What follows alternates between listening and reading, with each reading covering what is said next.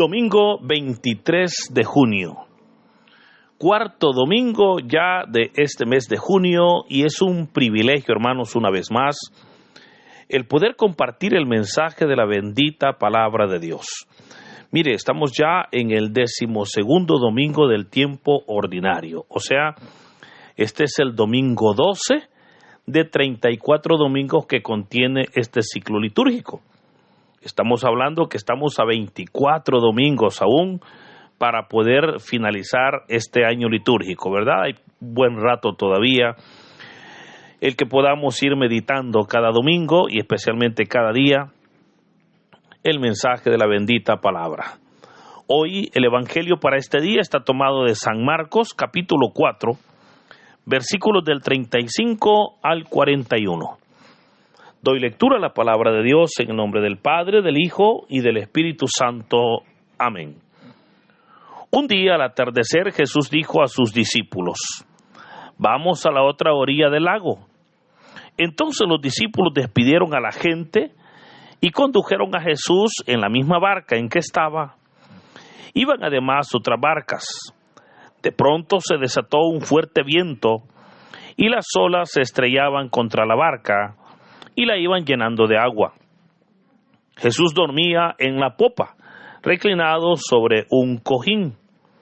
Lo despertaron y le dijeron: Maestro, ¿no te importa que nos hundamos? Él se despertó, reprendió al viento y dijo al mar: Cállate, enmudece. Entonces el viento cesó y sobrevino una gran calma.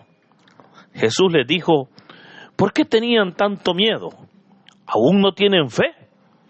Todos se quedaron espantados y se decían unos a otros: ¿quién es este, a quien hasta el viento y el mar obedecen?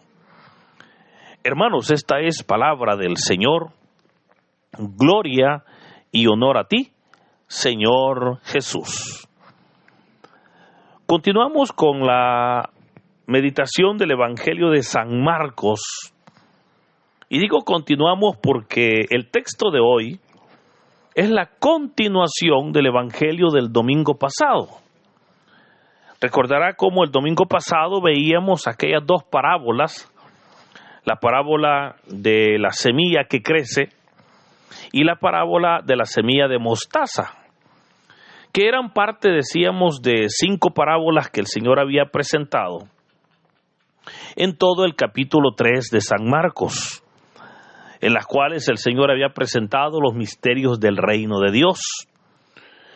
Pero veíamos cómo el texto el domingo pasado terminaba diciendo que con esas parábolas Jesús les había enseñado a sus seguidores. Y decía, pero a sus discípulos les explicaba todo en privado. O sea, con ese cierre, verdaderamente nos deja claro que Jesús ya no les iba a seguir enseñando a la multitud, sino que, como dice, que en la misma barca en que estaba, es ahí donde el Señor le pide a sus discípulos que vayan a la otra orilla del lago.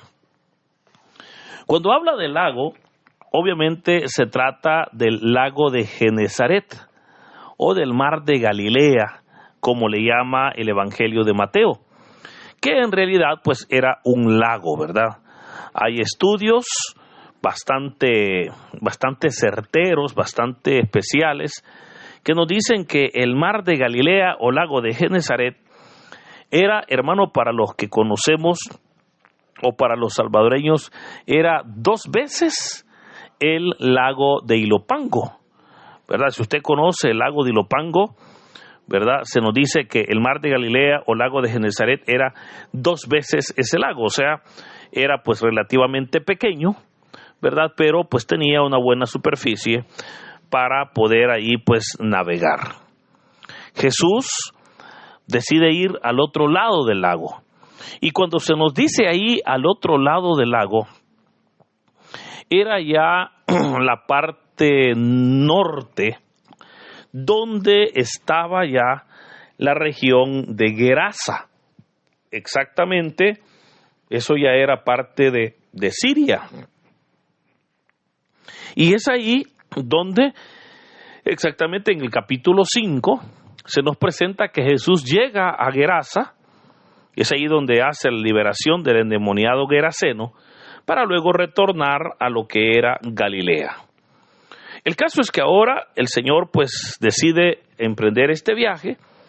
Sus discípulos despiden a la gente, ¿verdad? Y pues se suben a la barca para trasladarse hacia la otra orilla del lago. Ellos comienzan aquel viaje y es interesante porque se nos dice que de pronto se desató un fuerte viento y las olas se estrellaban contra la barca, ¿verdad? Recordemos que esa zona, pues, por ser una zona obviamente del mar o del lago, estaba expuesta pues para que se desataran ciertas tempestades. Ahora, como se nos dice, el mar está picado, o sea, el agua estaba pues violenta, y los discípulos se ven en medio de la tempestad. Pero, curiosamente, vea que se nos dice, Jesús dormía en la popa, reclinado sobre un cojín. Hermano, llama la atención que el Señor Jesús esté durmiendo en medio de la tempestad.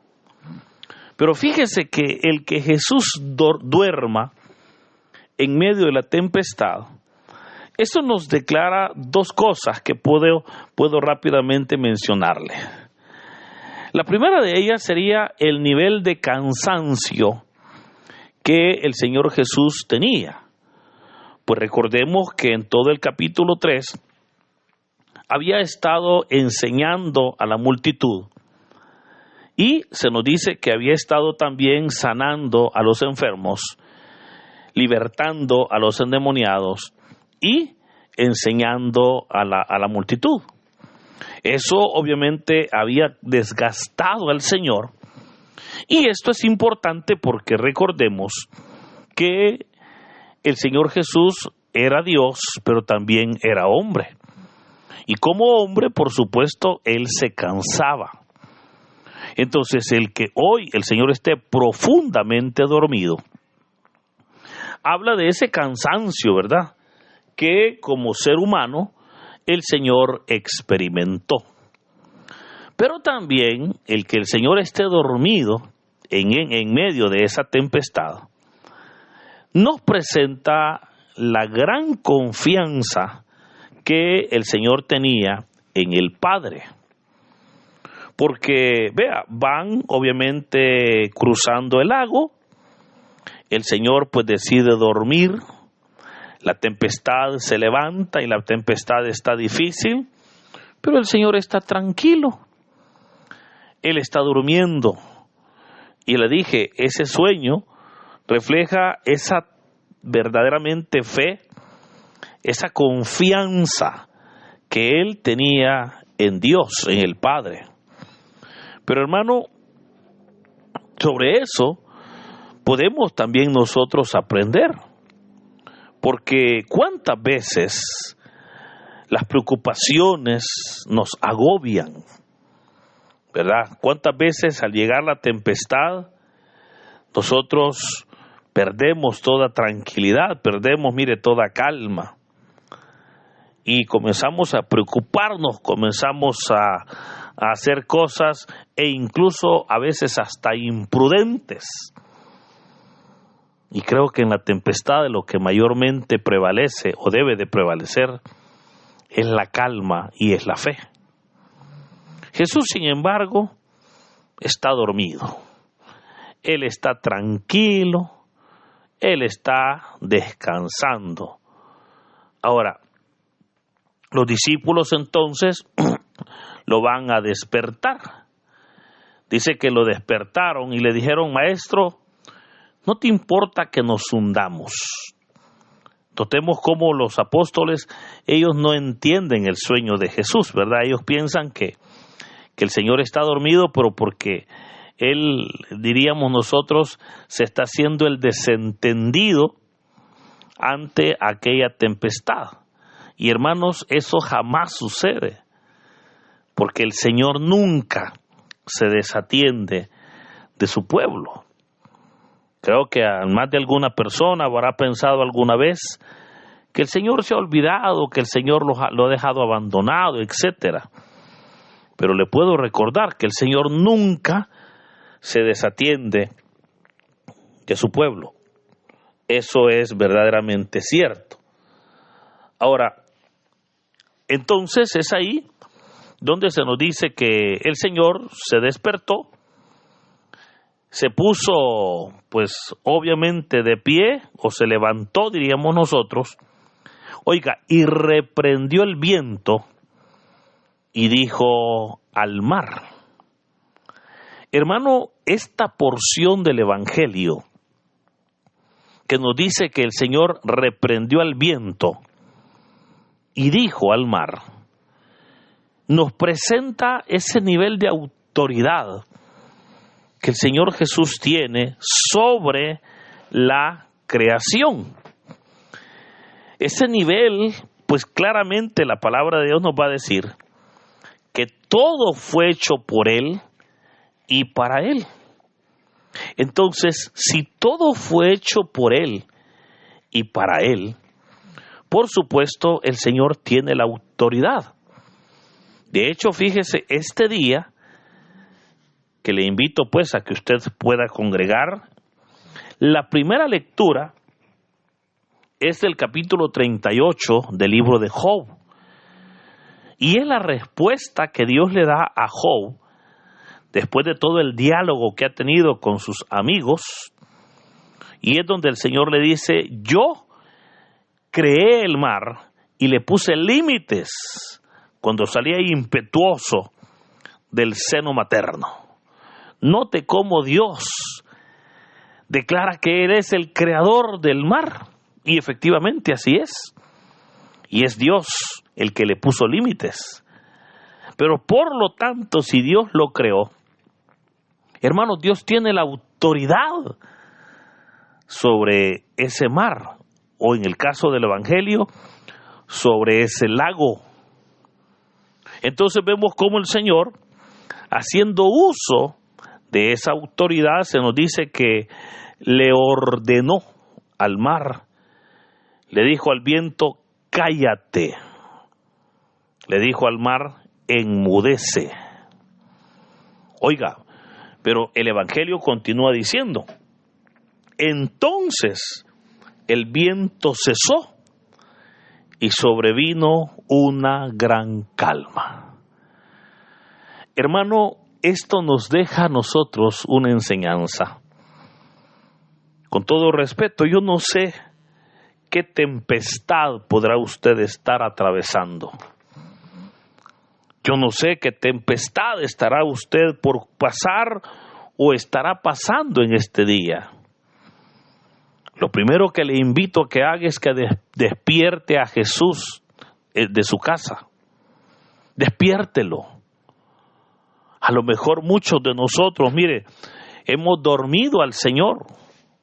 Lo tenemos ahí, pero lo tenemos dormido. Lo tenemos dormido, ¿verdad? Porque tristemente no hemos echado mano de esa fe, de esa oración. No lo hemos despertado con la alabanza, con la oración, con la lectura de la palabra, con esa fe. No hemos logrado que el Señor se despierte. Hoy es cuando debemos de despertarlo, hermano, y lo digo de una manera pues metafórica, de una manera bonita, para que el Señor pueda obrar. Y recuerde, verdaderamente es el Señor el que nos va a dar la calma, porque dice la palabra que sobrevino una gran calma. O sea, después de aquella tempestad llegó literalmente la calma. Insisto, tal vez usted estará pasando por una tempestad, pero yo le animo para que no dude, para que verdaderamente confíe que el Señor le dará la calma, que el Señor está en control y que si ahora le hemos pedido que nos ayude, por supuesto, Él nos dará esa calma.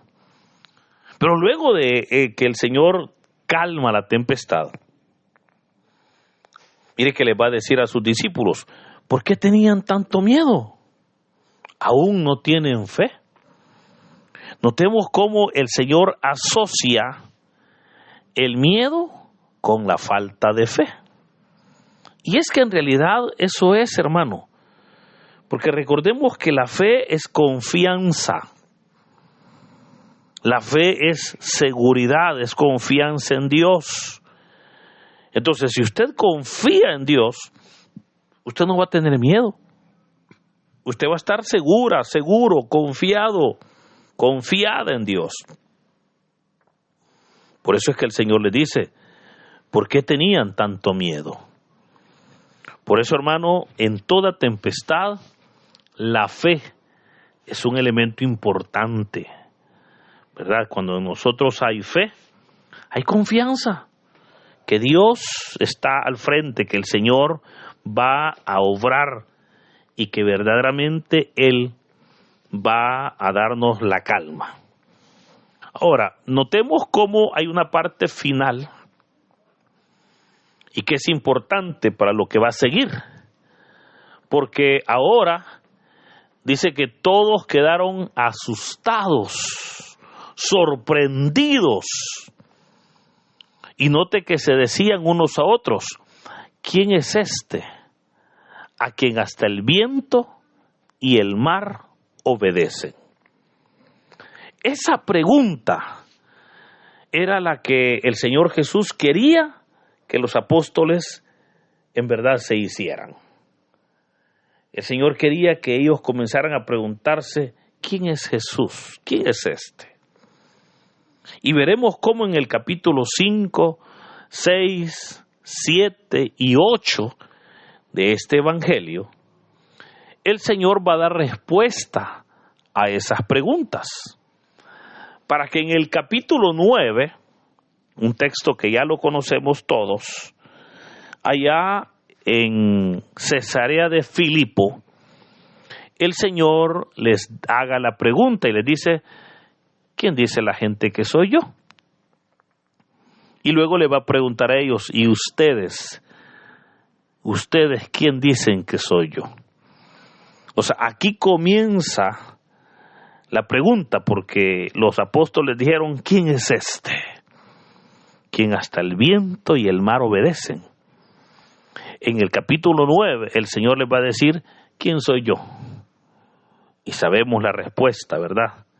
Como el apóstol Pedro le va a decir, tú eres el Mesías, el Hijo del Dios vivo.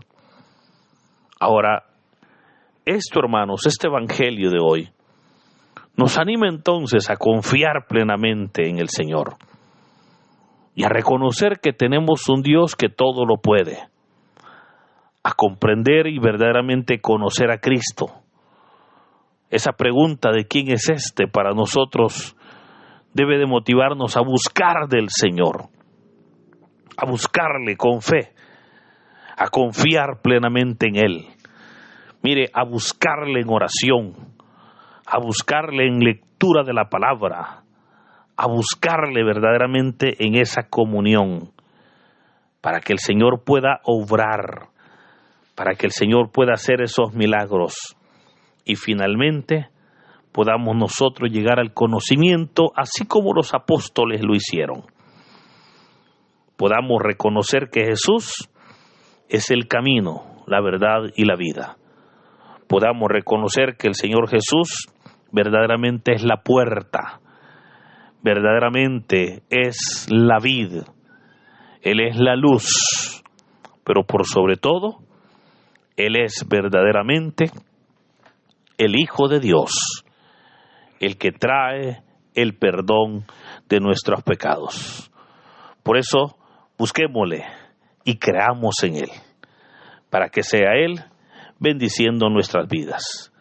Hermanos, que el Señor bendiga nuestras vidas en este hermoso día, en el nombre del Padre, del Hijo y del Espíritu Santo. Amén.